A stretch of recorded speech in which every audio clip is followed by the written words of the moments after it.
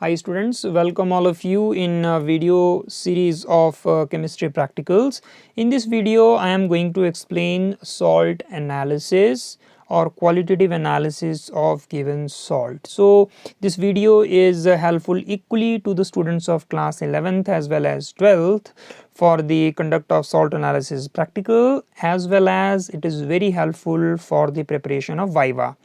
So first of all we should know what is qualitative analysis. It means analysis of the given salt for the cationic and anionic radicals.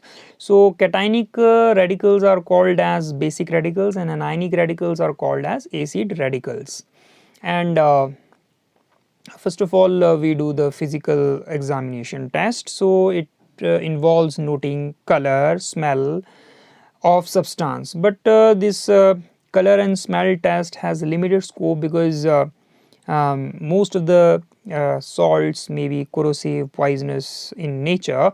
So we have to resort to the chemical analysis. For that to proceed, we take salt and dissolve it in solution. With the help of this test solution we do different chemical tests for the detection of ion present in it. So in this video I am going to explain systematically in detail all the steps involved. So first of all I will explain the test of acid radicals or anions. So it has two major or broader steps. First is preliminary test, it is followed by confirmatory test. Preliminary test is further of total 10 different type of tests. The first one is physical appearance, color and smell test. Next is dry heating test, followed by charcoal cavity test, then cobalt nitrate test, then flame test. Sixth one is borax bead test, then dilute sulfuric acid test, KMnO4 test or potassium permanganate test. Ninth test is concentrated sulfuric acid test, and then we do test for sulfate, phosphate and borates. So first of all I'll explain physical examination. So in this as I told you, we study the color and smell and density of the given salt because some salts are colored, and just by looking at the color we can detect. And you should note down the important point, if you have touched any salt you should wash your hand immediately because it may be corrosive to your skin, and we should never taste any salt because it may be poisonous. Like arsenic and mercury are highly poisonous, lead is cancerous, arsenic is also carcinogenic. So we should be very precautious when we enter in lab and deal with the chemicals. And now a preliminary test. So I am giving you the list of certain cations which are colored in nature. Say if the salt has a green color, okay, deep blue color, it means it is cupric ions, okay. And when the copper ion is present in the form of carbonate, then its color becomes light green, and when it is with the sulfate ion then its color becomes deep blue. And light green is for the ferrous ion, and for the chromium ion dark green color is there, and cobalt is pink in color, nickel is green in color, it is not mentioned in the list here. So these are certain colored salt which you should remember, okay. Now I am coming to the smell.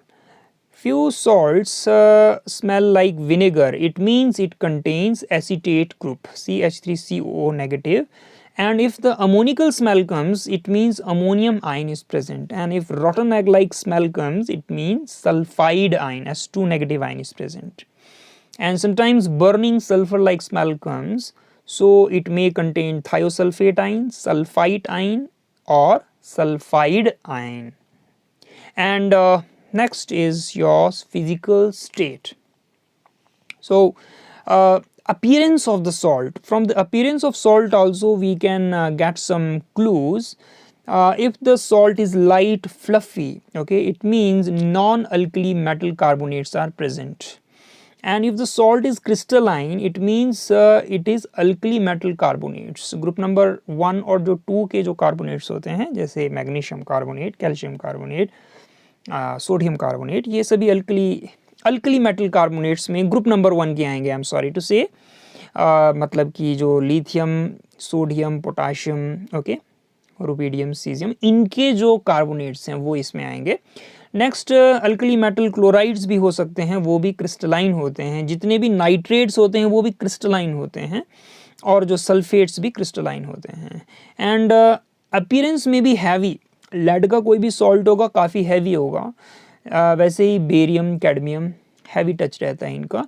और जो हल्के होते हैं वो होते हैं आपके group number 2 के, मतलब कि अल्कलाइन अर्थ मेटल्स के, मैग्नीशियम एंड कैल्शियम आइन और जिंक आइन, ये भी काफ़ी लाइट वेट इनके सॉल्ट्स होते हैं। But again telling, physical examination कोई इतना बेटर मेथड नहीं है, इससे हमें थोड़ा सा आइडिया मिलता है। The next is the dry heating test. तो हमने इसमें लिटिल अमाउंट ऑफ सॉल्ट लेना है ड्राई टेस्ट ट्यूब में, और उसको डायरेक्टली हमने हीट करना होता है। ठीक है, आपने एक टेस्ट ट्यूब ली है, उस टेस्ट ट्यूब में आपने सॉल्ट ले लिया है, अब उसको फ्लेम के ऊपर रखते हैं और देखते हैं कि किस तरह की गैस इवॉल्व हो रही है। अगर गैस में आपको विनेगर स्मेल आती है, इसका मतलब एसीटेट प्रेजेंट है। रोटन एक्स स्मेल आती है, इसका मतलब सल्फाइड प्रेजेंट है। अमोनिकल स्मेल आती है, इसका मतलब अमोनियम आयन प्रेजेंट है। तो इस तरीके से हमें इसके जो गैस से पता लगता है। और कई बार हमें गैस निकलती है और उसमें कोई, मतलब आप मैच बॉक्स लाते हैं वो बुझ जाती है, इसका मतलब वो कार्बन डाइऑक्साइड है। तो कार्बन डाइऑक्साइड गैस इवॉल्व होने का मतलब है कि सॉल्ट में कार्बोनेट मौजूद है। सो इस तरीके से हमें पता लगता है। एंड अगर ड्राई हीटिंग में पंजेंट स्मेल की गैस निकलती है, इसका मतलब क्लोराइड आयन मौजूद है। अगर ग्रीनिश येलो कलर की गैस निकलती है, इसका मतलब भी क्लोराइड आयन हो सकता है। अगर ऑरेंज वेपर्स निकलते हैं या कुछ ब्राउन से वेपर निकलते हैं, इसका मतलब ब्रोमाइड आयन हो सकते हैं।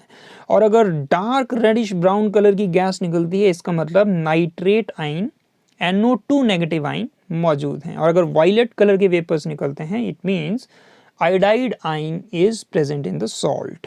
Okay, now after the dry heating test we move to the charcoal cavity test. इसमें आपको little amount of salt, okay, is और double amount of sodium carbonate एक वॉच ग्लास में लेना होता है।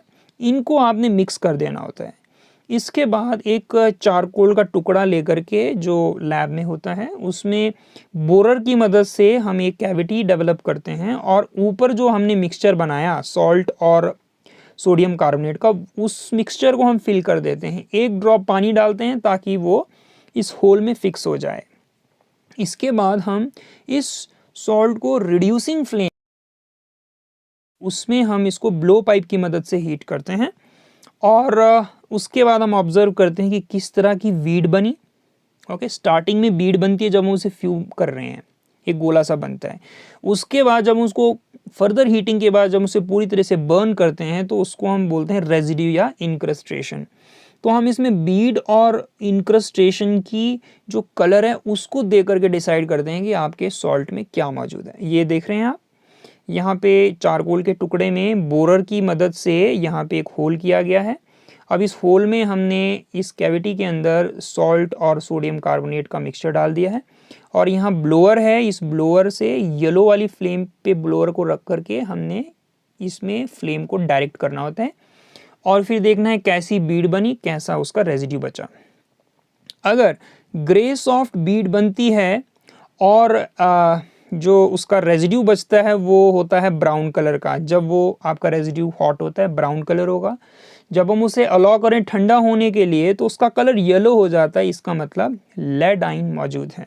ओके, बाकी हम आर्सेनिक, एंटीमनी, ये सिल्वर और एंटीमनी हम आपको देते नहीं हैं। आर्सेनिक भी आपके जो है सॉल्ट एनालिसिस में हम नहीं देते हैं, इवन बिस्मथ भी अवॉइड। तो आपको खाली लेड का याद रखना है। ओके, आप कॉपर का भी याद रख सकते हैं। कॉपर में रेड कलर के स्केल्स बनते हैं, और नीचे जो रेजिड्यू है कुछ भी नहीं बनता, वो सब खत्म हो जाता है। So like this you can remember. Okay, बाकी जो जिंक वगैरह है, this is not of that significance. Mainly हम चारकोल कैविटी को यूज़ करते हैं लेड की डिटेक्शन के लिए।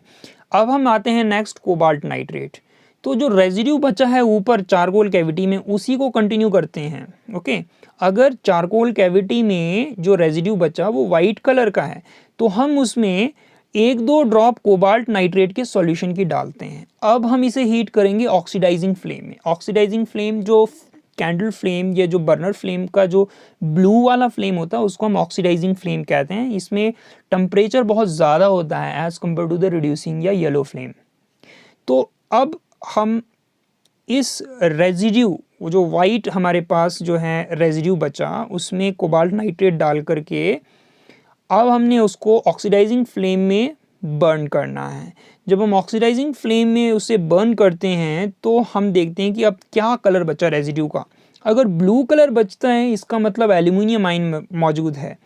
ये अगर पिंक कलर आता है इसका मतलब सॉल्ट में मैग्नीशियम आयन मौजूद है।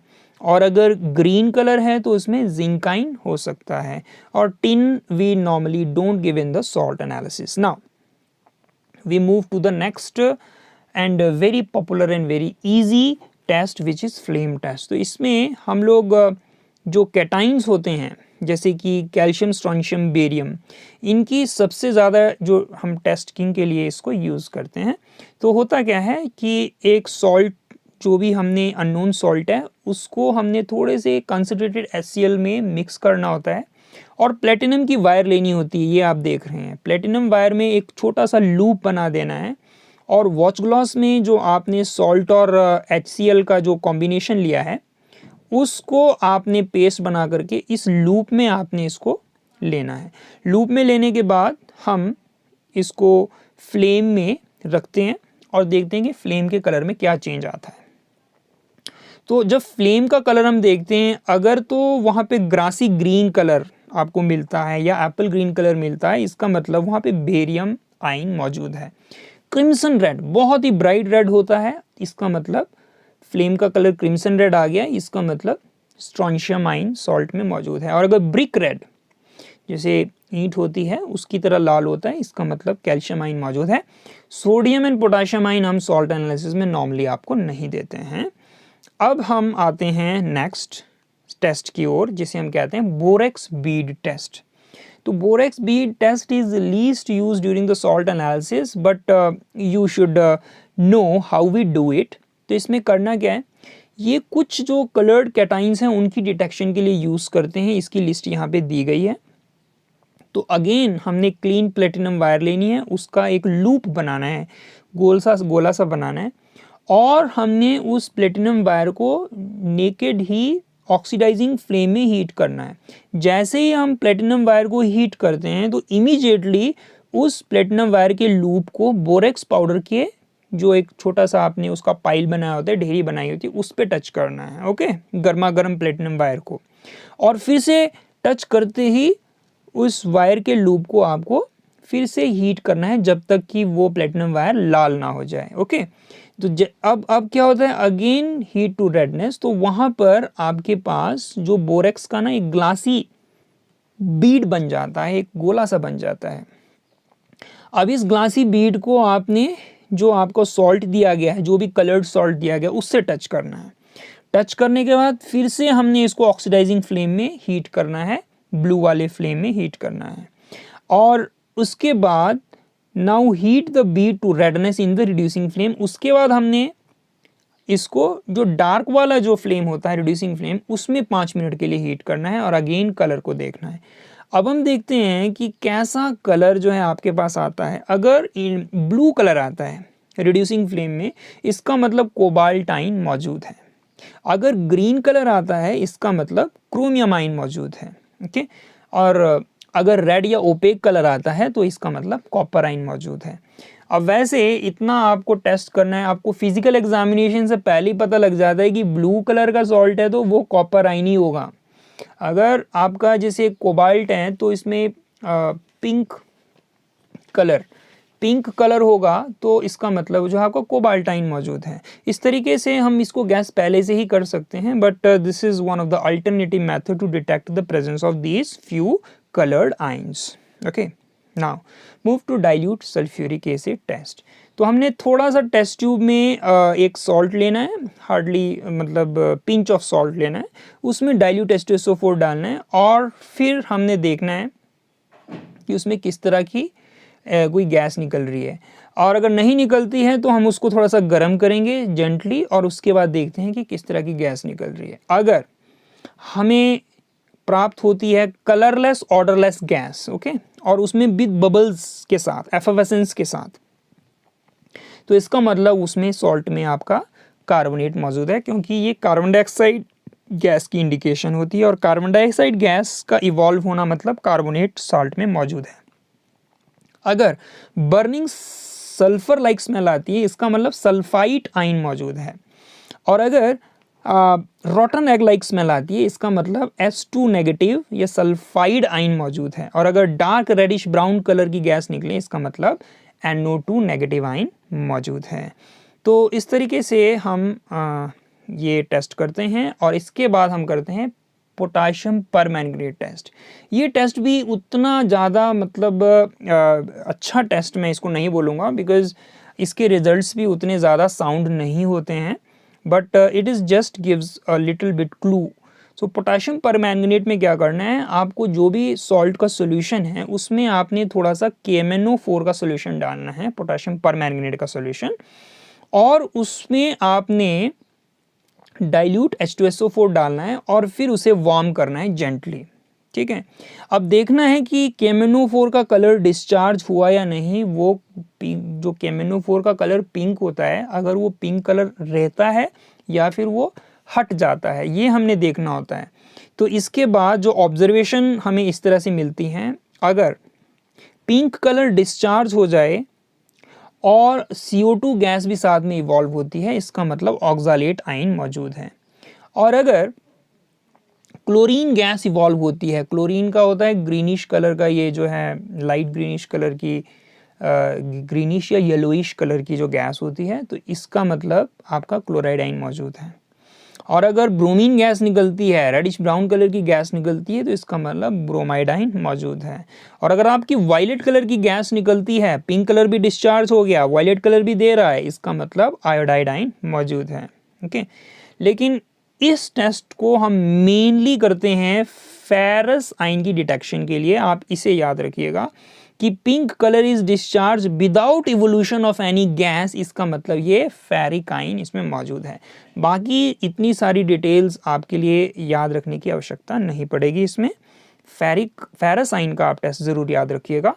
नेक्स्ट आता है concentrated sulphuric acid test. Same तरीके से आपने सॉल्ट का सोल्यूशन लेना है, थोड़ा सा सॉल्ट, थोड़ा सा उसमें पानी डाल दिया, उसका हल्का सा सोल्यूशन बनाकर इसमें अब आपने 1-2 ड्रॉप्स कंसनट्रेटेड सल्फ्यूरिक एसिड की डाल देनी है और उसको हीट करना है और बॉईल करना है। देखना है किस तरह की गैस इवॉल्व होती है। तो गैसेस का जो ऑब्जर्वेशन है सेम ही तरीके से है।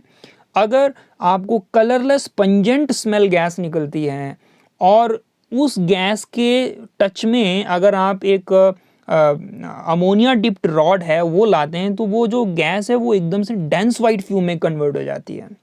तो इसका मतलब आपका क्लोराइड आयन मौजूद है। बहुत ही इंटरेस्टिंग टेस्ट है। और अगर डार्क ब्राउन कलर की गैस इवॉल्व होती है, इसका मतलब नाइट्रेट आयन मौजूद है। अगर जैसे ये ऑरेंज वेपर निकलते हैं, तो इसका मतलब ब्रोमाइड आयन मौजूद है। अगर वायलेट वेपर्स निकलते हैं, इसका मतलब आयोडाइड आयन मौजूद है। विनेगर लाइक स्मेल की गैस निकलती है, इसका मतलब एसीटेट आयन मौजूद है। तो लगभग ऑब्जर्वेशन सेम ही है। आपको इनके गैसेस के कलर और स्मेल की थोड़ी सी आपको प्रैक्टिस होनी चाहिए, यू कैन इजीली डिटेक्ट। अब इसके बाद हम आते हैं कि कन्फर्मेटरी टेस्ट। तो कन्फर्मेटरी टेस्ट की अगर मैं बात करूं तो एनाइंस को 3 ग्रुप्स में रखा गया है। और किस बेसिस पे रखा गया इनको रखा गया है कि इनकी सॉल्युबिलिटी के बेसिस पे, ठीक है। ये जो है इनकी रिएक्शन जो है ना सल्फ्यूरिक एसिड के साथ कैसी होती है, उस बेसिस पे इनको 3 ग्रुप्स में रखा गया है। ग्रुप नंबर 1 में आते हैं carbonate ion, sulphite ion, sulphide ion, NO2 negative ion. तो ये सभी जो रेडिकल्स हैं, एसिड रेडिकल्स हैं, these are decomposed by the action of dilute H2SO4 and evolve gases. Group number 2 में आपके मोस्टली जो है हैलाइड आइंस हैं, जो भी हैलाइड आइंस हैं, नाइट्रेट एंड एसीटेट आइंस हैं। तो ये रेडिकल्स जो हैं डिकम्पोज होते हैं जब हम इसे कंसंट्रेटेड सल्फ्यूरिक एसिड के साथ हीट करते हैं और साथ में गैसेस भी निकलती हैं।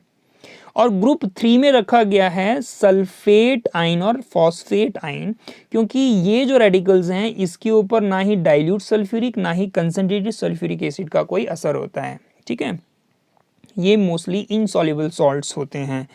तो अब ये जो वेट एक्सट्रैक्ट या वाटर एक्सट्रैक्ट या सोडियम कार्बोनेट एक्सट्रैक्ट है, ये उस समय यूज़ किया जाता था जब आपको सॉल्ट जो है ना का मिक्सचर मिलता था। लेकिन अभी जो हम आपका लेटेस्ट सिलेबस है उसमें आपको एक ही सॉल्ट डिटेक्ट करना होता, मतलब एक कैटाइन और एक एनाइन। तो आपको ये सोडियम एक्सट्रैक्ट बनाने की आवश्यकता नहीं पड़ती है, इसलिए मैं इस पर नहीं जा रहा हूँ। तो सीधे ही चलते हैं हम कन्फर्मेटरी टेस्ट ऑफ कार्बोनेट पे। तो अगर हम सॉल्ट को कोल्ड वाटर में मिक्स करते हैं और वो सॉल्युबल मिलता है, इसका मतलब सॉल्युबल कार्बोनेट मौजूद है। और अगर इनसॉल्युबल आपको मिलता है सॉल्यूशन, तो इसका मतलब इनसॉल्युबल कार्बोनेट मौजूद है। और वैसे स्टार्टिंग में कैसे पता लगा, हमें हिंट कैसे मिला कि कार्बोनेट मौजूद है? क्योंकि अगर सॉल्ट सॉल्यूशन में डाइल्यूट H2SO4 डालने पर एकदम से ब्रिस्क एफिशिएंसी होती है, CO2 के बबल्स निकलते हैं, इसका मतलब कार्बोनेट मौजूद है। अब इसकी कन्फर्मेटरी करनी है, तो कन्फर्मेटरी करने का तरीका है कि आप उसी सॉल्ट के सॉल्यूशन में मैग्नीशियम सल्फेट का सॉल्यूशन जब डाल देते हैं आपको वाइट प्रेसिपिटेट मिलता है, इसका मतलब सॉल्युबल कार्बोनेट मौजूद है। ठीक है, और बाकी ये जो H2SO4 डाइल्यूट डालने पर बबल्स निकलते हैं, वो उससे तो कार्बोनेट की डिटेक्शन हमें हो ही जाती है। Now we move to the confirmatory test of sulphide ion. अगर सॉल्ट में सल्फाइड आयन मौजूद है, इंडिकेशन हमें मिली थी कैसे? क्योंकि अगर रॉटन एग लाइक स्मेल मिलती है डाइल्यूट एसिड डालने पर, डाइल्यूट H2SO4 डालने पर, इसका मतलब सल्फाइड आयन मौजूद हो सकता है। अब कन्फर्मेटरी टेस्ट कर रहे हैं लेड एसीटेट। सॉल्ट का सॉल्यूशन लिया, सॉल्ट के सॉल्यूशन में डाइल्यूट एसिटिक एसिड डाला और उसको हमने शेक करके H2S गैस को इवॉल्व कर दिया। अब इसमें हम लेड एसीटेट डालेंगे।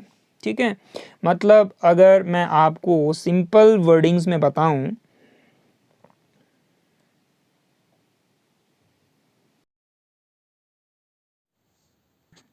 you take salt solution and add dilute acetic acid, shake and then add lead acetate solution, you will get black precipitate. It means sulfide ion is present.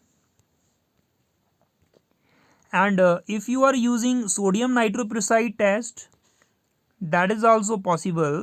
आपको salt का solution लेना है, उसमें 1 drop sodium नाइट्रोप्रुसाइड solution डाल देना है। Purple colour का मतलब होगा सल्फाइड आयन आपके सॉल्ट में मौजूद है।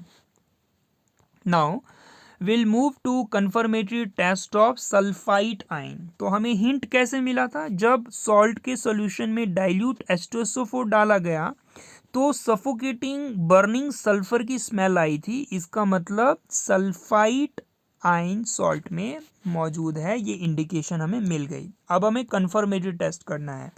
So test is potassium dichromate test. तो सॉल्ट के सॉल्यूशन में पोटाशियम डाइक्रोमेट का सॉल्यूशन ऑरेंज कलर का होता है, प्लस डाइल्यूट H2SO4 डालना है। Green colour mean sulphide ion is confirmed. और अगर आप सॉल्ट के सॉल्यूशन में डाइल्यूट H2SO4 डाल के 1 ड्रॉप KMnO4 की अगर उसका पिंक कलर डिस्चार्ज हो जाता है, इसका मतलब भी सल्फाइड आयन मौजूद है। Now move to confirmatory test of nitrite ion. तो इंडिकेशन कैसे मिली थी? अगर सॉल्ट के सॉल्यूशन में डाइल्यूट H2SO4 डालने पर रेडिश ब्राउन कलर की गैस निकली, इसका मतलब नाइट्राइट आयन ये मौजूद है सॉल्ट में। अब कन्फर्मेटरी टेस्ट करनी है फेरस सल्फेट का solution test. So you take the salt solution, add dilute acetic acid and freshly prepared ferrous sulfate solution, so it will give dark color, मतलब nitrite ion मौजूद है। देखिए freshly prepared ferrous sulphate हमें इसलिए लेना पड़ता है क्योंकि अगर हम फेरस सल्फेट का सॉल्यूशन पहले से बना के रखें तो उसका कलर रेडिश ब्राउन हो जाता है, फेरस आयन फेरिक आयन में कन्वर्ट हो जाता है, Fe2+ ion changes into Fe3+ ion. So freshly prepared should be there, otherwise test will not come. दूसरा टेस्ट है KMnO4 टेस्ट। तो सॉल्ट के सॉल्यूशन में डाइल्यूट H2SO4 डाल के एक ड्रॉप अगर आप KMnO4 की डाल दें और उसका जो KMnO4 का पिंक कलर डिस्चार्ज हट जाए, रिमूव हो जाए, तो मतलब नाइट्रेट आयन आपका मौजूद है। Now next we move to analysis of group number 2।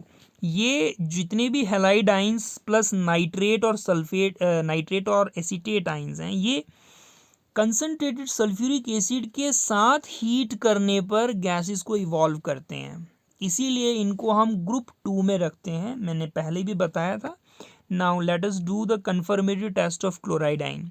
Hint कैसे मिला था?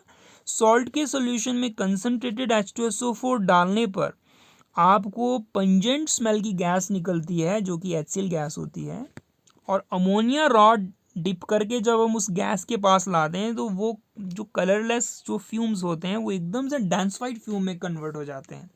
इसका मतलब आपका क्लोराइड आयन मौजूद है।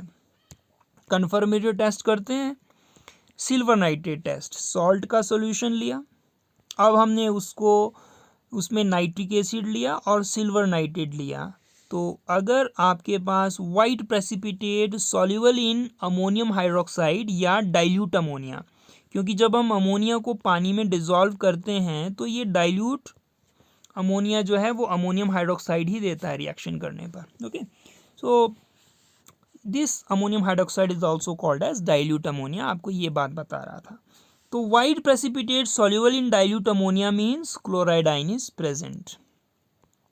क्लोराइड आयन के लिए क्रोमाइल क्लोराइड टेस्ट भी बहुत ही इंटरेस्टिंग है। सॉल्ट के सॉल्यूशन में double amount of solid potassium dichromate ले लेते हैं, ऑरेंज कलर का होता है, और कंसनट्रेटेड सल्फ्यूरिक एसिड डालकर उसे हम हीट करते हैं। तो अगर रेड कलर की गैस इवॉल्व हुई, ओके, तो इसका मतलब है कि क्लोराइड आयन मौजूद है। Okay, now we move to the detection of bromide ion. तो इंडिकेशन कैसे मिली? सॉल्ट के सॉल्यूशन में कंसनट्रेटेड H2SO4 डालने पर अगर ऑरेंज वेपर्स निकले, मतलब ब्रोमाइड आयन मौजूद है। Confirmatory test, silver nitrate test, same test रहेगा। सॉल्ट का सॉल्यूशन, डाइल्यूट नाइट्रिक एसिड और उसमें सिल्वर नाइट्रेट डाल देना है। और अगर वाइट की जगह आपको पेल येलो प्रेसिपिटेट और slightly soluble in dilute ammonia मिले, इसका मतलब ब्रोमाइड आयन मौजूद है। तो अब हम करेंगे आयोडाइड आयन। तो हमें आयोडाइड आयन की इंडिकेशन कैसे मिली? सॉल्ट के सॉल्यूशन में कंसनट्रेटेड H2SO4 डालने पर अगर वायलेट कलर की गैसेस निकले, ठीक है, तो इसका मतलब आयोडाइड आयन मौजूद है। कन्फर्मेटरी टेस्ट के लिए again silver nitrate test. Salt के सॉल्यूशन में नाइट्रिक एसिड हीट करके सिल्वर नाइट्रेट डाल देना है।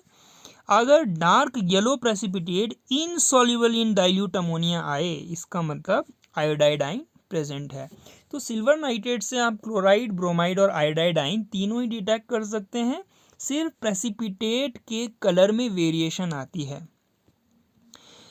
तो अब हम आते हैं कन्फर्मेशन ऑफ नाइट्रेट। तो अगर सॉल्ट में नाइट्रेट आयन मौजूद है तो हिंट कैसे मिला? When the salt solution on treating with H2SO4 gives dark brown vapors, it means salt contains nitrate ion.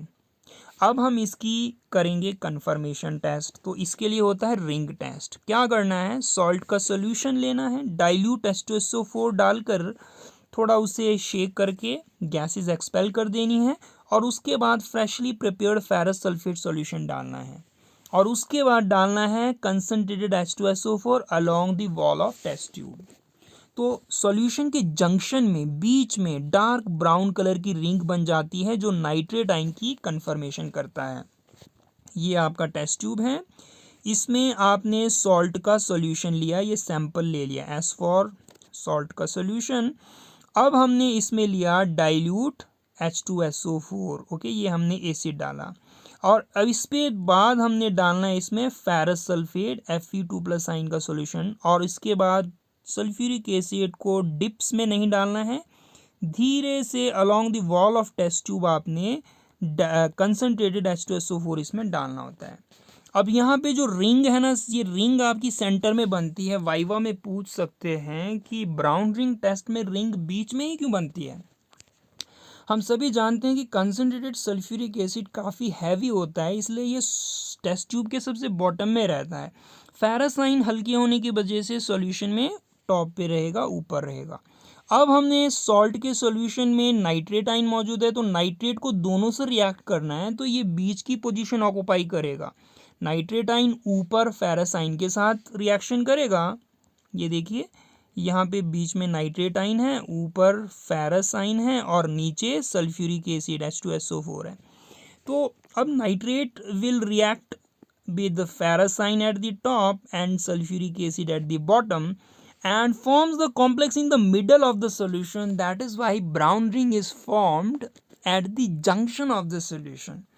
और ये ब्राउन कलर का जो कॉम्प्लेक्स बना, ये होता क्या है, ये होता है नाइट्रोसो फेरस सल्फेट। इसका फॉर्मूला रहा, वाइवा में पूछते हैं, FeNOSO4।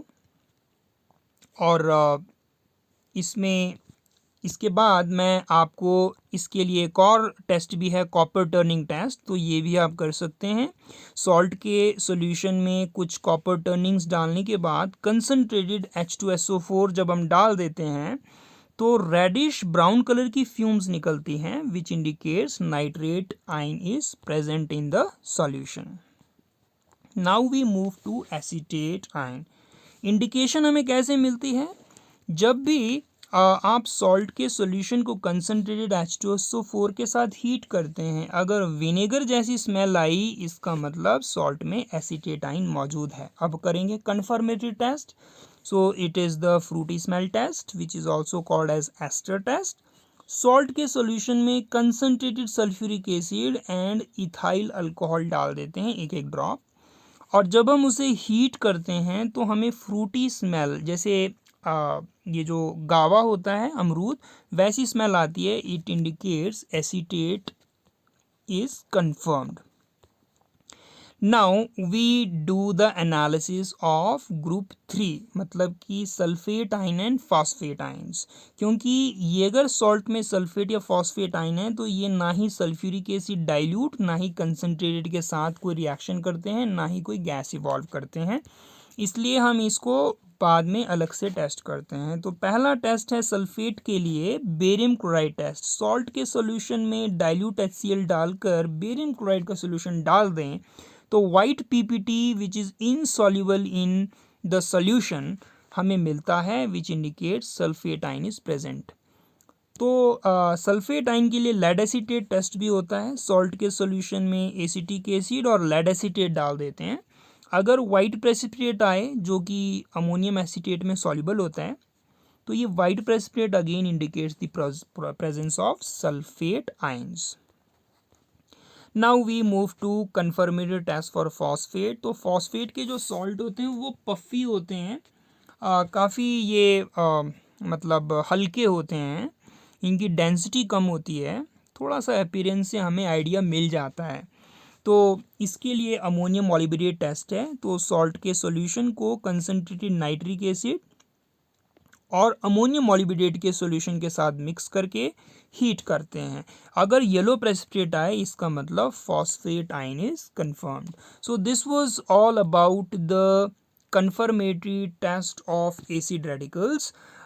In the next video I'll be explaining basic radicals. So अगर आपको ये वीडियो पसंद आई तो आप अपने फ्रेंड्स के साथ शेयर कीजिए, चैनल को लाइक सब्सक्राइब कीजिए। So please wait for the next video on the detection of basic radicals. Thank you, bye bye.